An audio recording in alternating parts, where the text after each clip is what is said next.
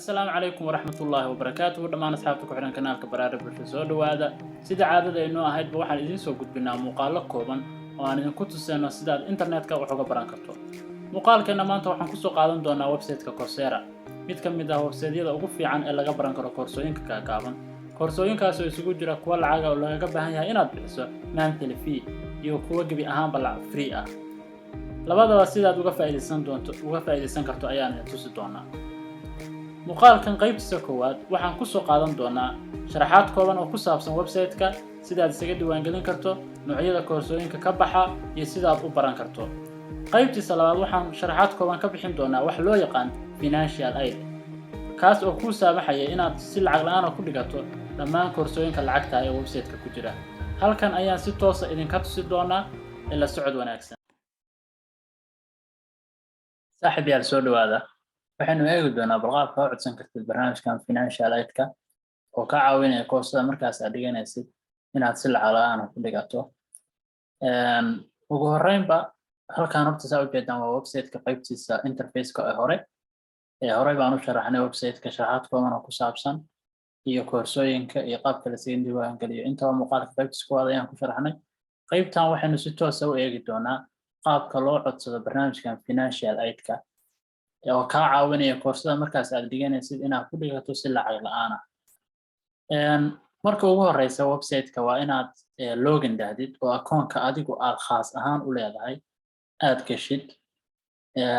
haddii aadan ku lahayn iska diiwaangeliso marka haddaad iska diiwaangelinayso qaybtan join for free ayaa kuu furan haddii aad horey akoon ugu lahaydna halkan ayaa ku dhufanaysaa anigu website-ka hore baan akoon ugu lahaa marka halkan ayaan ku dhufanayaa waxaana tusaale toos ah idinka siin doonaa qaabka loo codsado barnaamijkan financial aid-ka halkan saa ugu jeedaan waa akoonkayga rasmiga ah waxaan rabaa bal halkan marka ugu horeysa koorsada aynu codsanayno baynu rabnaa inaynu qorno magaceeda halkan baynu magaca ku qoraynaa halkan markaan magaca ku qorno waxaan dhahaynaa click search qaybta search baynu ku dhufanaynaa waxaa noo soo baxaya hadda tusaale ahaan anigu waxaan qoray IELTS barnaamijkan IELTS-ka loo yaqaan baan anigu specialization hadda in muddo ah ka waday marka koorso ka mid ah koorsooyinka specialization-kayga la xiriira ayaan rabaa qaabka aan u codsanayo inaan tusaale ahaan idinkana idin tuso just koorso aan codsanayo waa kan koorsooyin badan buu soo saaray saa ujeedaanba qaybtan markaad timaadid saad ujeedaanba waa koorsada magaceedii iyo wuxuu ku tusayaa xog yar oo koorsada ku saabsan tusaale ahaan inta dad iska diiwaangeliyey 105,485 qof ayaa already enrolled iska diiwaangeliyey waxaas dhan hadhowdii adaa akhrisanaya koorsada danaynaysid waxaas dhan koorso walbana way ku qoran tahay marka halkan saa ujeedaan waxaa ku qoran financial aid available baa ku qoran oo macnaheedu yahay waxaa laga heli karayaa financial aid baa suurtagal ah in la codsado qaybtan saa ujeedaan maxaa ku qoran try for free waa free trial waxa loo yaqaano marka waxaan kaaga digayaa haddii aad u baahan tahay inaad codsato barnaamijkan financial aid-ka free trial ha isku dayin sababtoo ah free trial haddaad isku daydo financial aid-kaaga already waa la kanselayaa marka halkan ayaan ku dhufanaynaa financial aid available meeshaan ku qoran tahay ayaan click siinaynaa saa ujeedaan wuxuu leeyahay specialization-kan wuxuu ka kooban yahay 4 koorso marka waa series marka application-ku wuxuu leeyahay markaa codsato wuxuu qaadan karaa ilaa 15 maalmood baa sugaysaa 15kaas maalmood markay dhamaato ayaad helaysaa jawaabta codsigaagii marka inagu hadda waynu codsan doonaa halkan waynu ku dhufanaynaa continue to the application baynu ku dhufanaynaa saa ujeedaan wuxuu soo saarayaa koorsadan $79 baa bishii la iska qaadaa $79 per month saa ujeedaan marka next baynu dhahnaa wuxuu ku siinayaa 2 option next ina hore usii socoto iyo inaad kansesho marka qaybtan next baan ku dhufanaynaa maadaama aan codsanayno wuxuuna keenayaa qaybtan marka halkan formka la buuxinayo aniga already website-ka maadaama aan muddo ku dhex jiray formka qaybtooda waa ii buuxaan oo wuu xasuusinayaa kaliya wuxuu leeyahay make sure the information you entered on August tusaale ahaan koorsa ayaan waxaan ku codsaday August 8-deedii 2022 codsigii xilligaas aan geliyey ayuu weli recordka igu hayaa marka wuxuu leeyahay information-kaagii inuu saxan yahay hubi leeyahay tusaale ahaan marka informationkaadi halkan maxaa gelinaysaa educationka halkan saa ujeedaan level of your education baad dooranaysaa tusaale ahaan haddaa high school dhamaysay high school baad dooranaysaa haddii aad jaamacadda wadid qaybtan some college baad dooranaysaa oo weli aadan degree qaadan haddaa already your degree haddii aad dhamaysay qaybtan college degree ah ayaad ku dhufanaysaa haddii degreegana aad dhamaysay master degreegana aad wadid oo kale advanced degree oo kale halkan baa idana dooranaysaa haddii posti maxaan ku rahdaa doctorate iyo meelahaas aad gaartayna qaybtan adagka ah oo kale ayaad kusii dhufanaysaa marka aniga kale hadda qaybtan some college baa ii dooran halkan wuxuu iyadana ku siinayaa wuxuu ku leeyahay annual income-kaaga sanadkii maxaa ku soo gala baa qaybtan ku qoraysaa anoo kale hadda waxaana lagu bees garaynayaa halkaa waa inaa aad uga taxadirtid waxaa lagu bees garaynayaa bishii intaa bixin karto tusaale ahaan lacag badan haddii halkaad gelisid oo lacag badan aad ku qortid oo $79 bishii aad iska bixin karto already cod markaa ka jawaabto su'aalahan kooban qaybtan educationka aad dooratid halkan annual income-kaaga sanadkii wuxuu soo galaa ku qortid qaybtan employment statuskaaga aad qortid waxaa jira laba su'aalood oo laga jawaabayo su'aasha koowaad waxa weeye why are you applying for financial aid su'aasha labaadna waxa weeye oo su'aasha koowaad macnaheedu waxa weeye maxaa sababtu maxay tahay aad u codsanayso barnaamijkan maxaa sababta ugu baahan tahay caawimaad maxay tahay in laga caawiyo dhanka maaragtay financialka maxay tahay su'aasha labaadna waxa weeye koorsadan markaa dhamaysid maxaad ka faa'iidaysaa marka waxaan idin tusi doonaa template kooban oo waxa weeye template kooban baan idin tusi doonaa halkan waxaan rabaa inaan ka tuso labada su'aalood oo laga jawaabayo iyo tusaale kooban oo template ah oo maaragtay aan soo qaadanayno tusaale ahaan u soo qaadanayno qaabka looga jawaabayo saa ujeedaan su'aasha koowaad waxa weeye why are you applying for financial aid maxay tahay sababta aad u codsanayso caawimaad dhanka maaliyadda ah maxay tahay sababta aad u codsanayso waxaa lagaa rabaa 150 eray ugu yaraan inaad ku qortid marka 150 marka lagu leeyahay eray wordka waxa loo xisaabiyaa tusaalahan hadda I waa word am waa word currently waa word by word isagaana wuxuu ku siinayaa hadhowdii tick markaa 150 words qorto tick box ku saarayaa waa idin tusi doonaa hadda tusaale ahaan qofka codsigaan qortay oo kale waa jiraan waxyaabaha template-ka aan soo qaatay waan ii sheegayaa laakiin waxyaabaha qaybtood waa inaad adigu bedeshid tusaale ahaan xogta khaaska ah jaamacadda dhigato gobolka ku nooshahay waddanka joogto adiga waxyaabaha ku gaarka ah family-gaaga xaaladdeena dhaqaale waxyaabo tangible ah reasonable ah oo your location ku saabsan waa inaad soo gudbiso oo xaaladaha kugu sababayo oo maaragtay la fahmi karo waa inaad soo gudbiso waa inaan template-ka sidiisa u qaadan waa inaad wax badan ka bedesho template waa lagu siinayaa tusaale ahaan laakiin waa inaad xogta khaaska ah oo dhan adiga aad bedelatid marka qaybtan oo kale hadda wuxuu yidhi I am currently a student of information technology at Global University aduba jaamacad una magaceed baan uga soo qaatay Meigag region Somalia my family can't afford my studies as we barely earn what can help us to eat and live without need for anyone else's help wuxuu ku leeyahay aduu qutul daruuriga baanu helaa iyo wixii aan cunayno annagu aan taas oo noo saamaxaysanaan cid kale intaas baanu annagu ku filannahay buu leeyahay family iska kaafiyaan my father's income is very low dakhliga soo gala aabahay aad buu hooseeyaa we are family of 8 brothers my parents are supporting us financially also my grandparents this financial assistance will help me save a lot of money as $50 is too much to pay for each course wuxuu leeyahay $50 inaan koorso walba bixino way nagu adkaatay buu leeyahay sidoo kale wuxuu ka hadlayaa xaaladda dhaqaale ee qoyskiisa oo inta qaybtan dhanka kaga warramaya qaybta xigta wuxuu leeyahay I would like to take this course on Coursera with financial aid so that will allow me to save for my postgraduate and my social life to help in my future family I hope your assistance will help me do more for my future. I hope you will try to understand my concern. wuxuu leeyahay aduu qaybtaas dhan marka soo duuduubo wuxuu ka hadlayaa xaaladda qoyska maaragtay ee dhaqaale ahaan sidoo kale koorsadan oo kale inay ka caawinayso master degreegiisa oo kale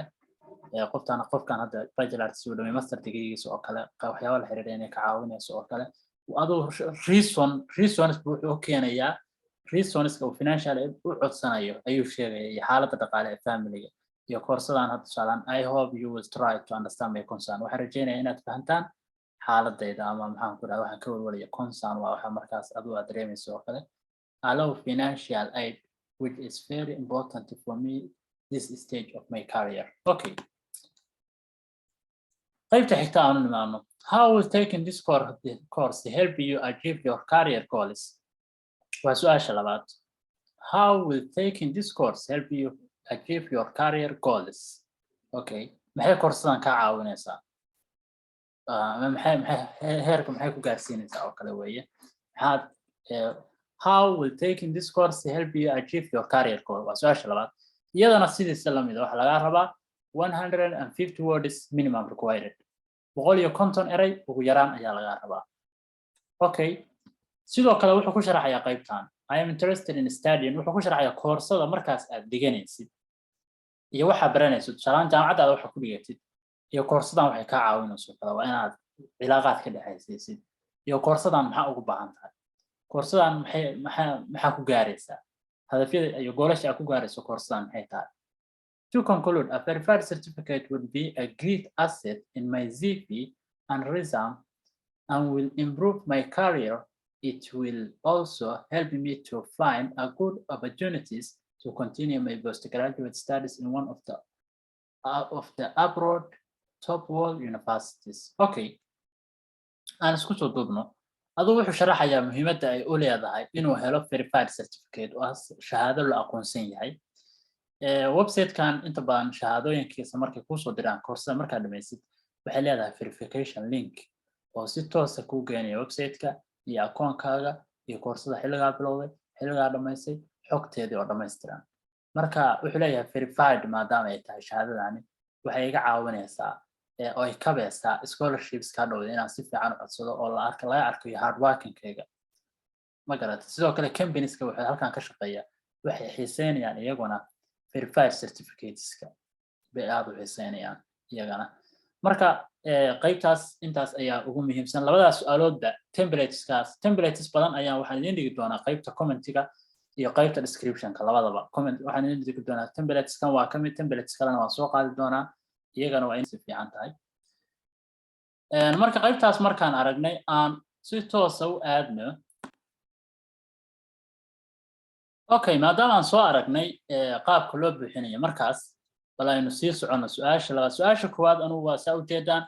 halkan baan maaragtay jawaabteedii dhiga marka hore word baa ku diyaarsanaysaa copy baa ka soo dhehaysaa halkan baa paste ku dhehaysaa 150 words inay gaarto tiradu hadday 150 words halkan buu tick ku saarayaa haddii gaarto hadday ka yar tahayna halkan waxa ku saarmaya casaan marka waa inaad buuxisaa 150 ka eray. Okay, qaybtan baan tick siinaynaa next baan dhahaynaa